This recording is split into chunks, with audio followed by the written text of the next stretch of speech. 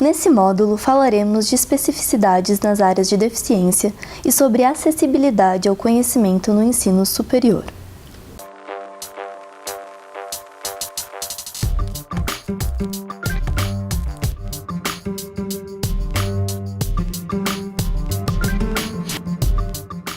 Para pensar circunstâncias que atravessam cada deficiência, partimos do pressuposto da singularidade e pensamos: o que é barreira no ambiente para cada pessoa?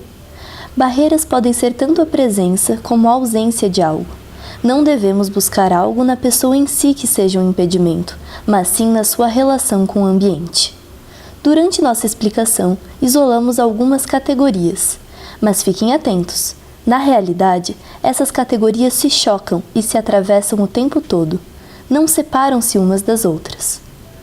Primeiramente, traçamos um panorama dos tipos de barreiras. Barreiras arquitetônicas são aquelas que se referem ao ambiente físico, como a ausência de elevadores ou rampas muito íngremes. Já as barreiras comunicacionais são aquelas que impossibilitam o diálogo. Por exemplo, sem uma tradução, um falante de Libras e não de português não tem como entender algumas aulas. As barreiras informacionais são aquelas que impedem o acesso à informação. Isso acontece, por exemplo, quando uma professora, na presença de uma aluna cega, faz referência a uma imagem sem descrevê-la.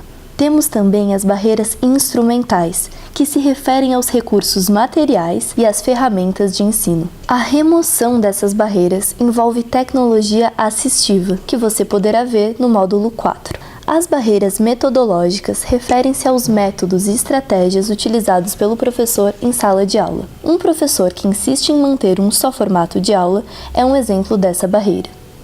Temos, por fim, as barreiras atitudinais, que em grande parte das vezes são as raízes de todas as demais barreiras.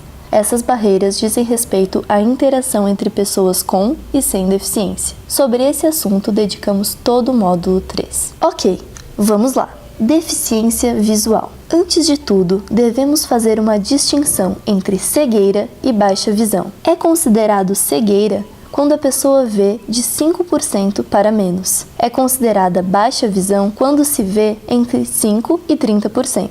Essas medições são sempre consideradas com óculos e no melhor olho. Então a ideia de que toda pessoa com deficiência visual não enxerga nada é um mito. Pode existir ainda resíduo visual, que pode ser considerado para abrir possibilidades para estratégias de ensino-aprendizagem.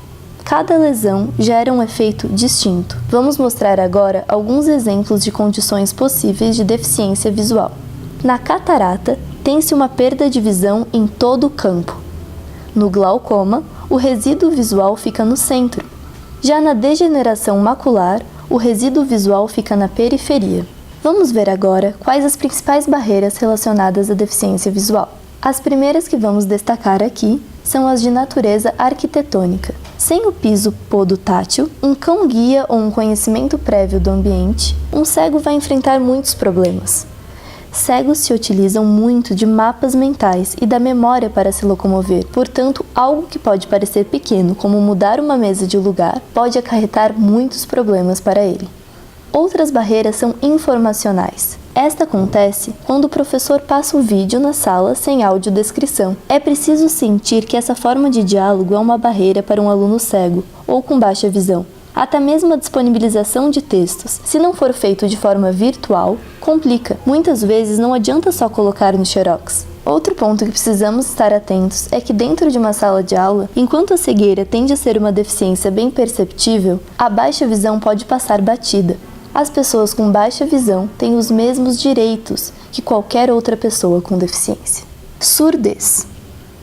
Se a deficiência visual pode passar despercebida, a auditiva segue a mesma lógica. É o que chamamos de deficiências invisíveis. Essas pessoas com deficiência sofrem de início com a dificuldade de serem identificadas assim, porque não apresentam características físicas que se destacam. Tanto quanto na deficiência visual, as pessoas com deficiência auditiva podem ter uma variação no grau de funcionalidade. Diferentes pessoas atinam diferentes sons ou frequências, podendo ouvir certos ruídos e outros não. Assim, um aluno que passa por desatento pode, na verdade, possuir uma deficiência auditiva. Existem dois grupos importantes entre as pessoas com deficiência auditiva que é preciso conhecer: os surdos, com S maiúsculo, que falam língua de sinais, e os surdos oralizados, que se utilizam de implante coclear para adquirir parte da audição, permitindo também a fala vocalizada. Ambos os grupos sofrem com barreiras comunicacionais, de formas diferentes.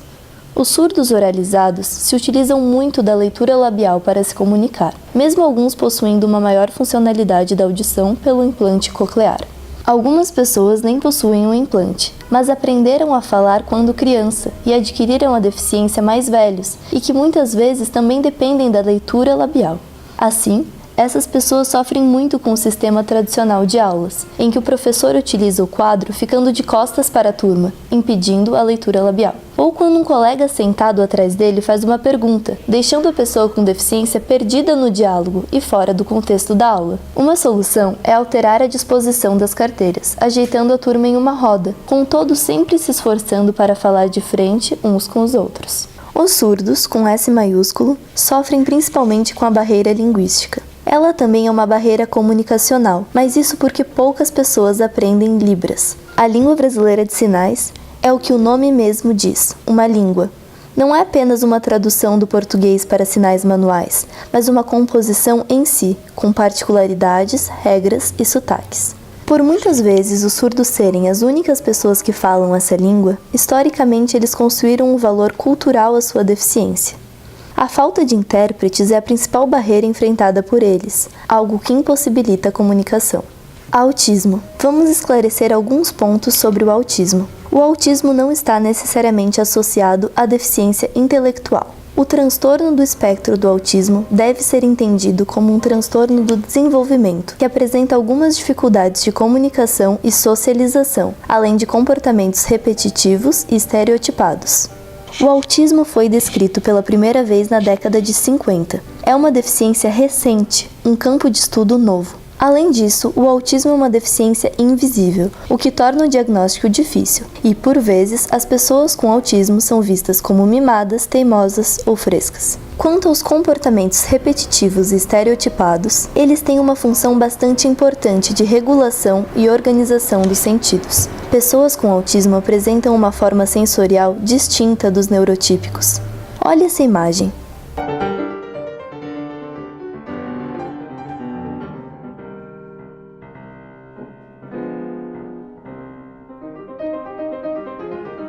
Nosso comportamento involuntário é tentar minimizar essa entrada demasiada de luz e som, seja com mãos em frente aos olhos e orelhas ou piscadas mais frequentes. Os comportamentos estereotipados funcionam dessa maneira, equilibrando. Assim como todas as pessoas com deficiência, as pessoas com autismo também enfrentam diversos tipos de barreiras. No tocante ao ensino superior, as principais barreiras são metodológicas: disponibilizar o plano de aula, flexibilizar métodos avaliativos e acesso aos materiais de leitura são exemplos de atitudes que facilitam a aprendizagem, a permanência das pessoas com autismo na universidade.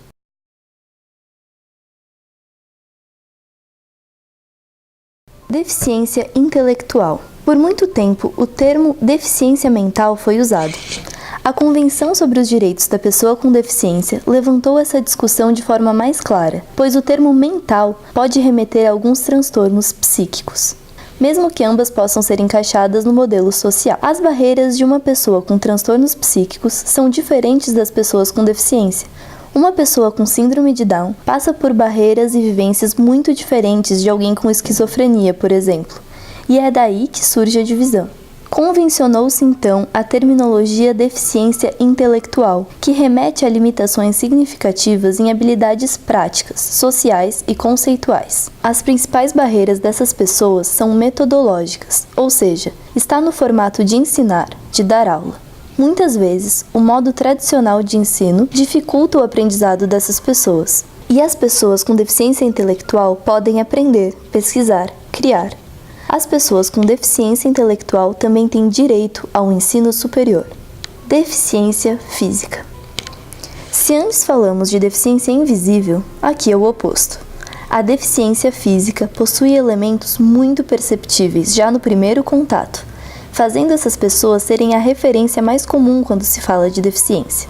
Foram pessoas com deficiência física que encabeçaram o movimento social dos anos 70. época do modelo social de primeira geração, momento em que a deficiência física ganhou muito destaque. Uma barreira comum às pessoas com deficiência física são as de natureza arquitetônica.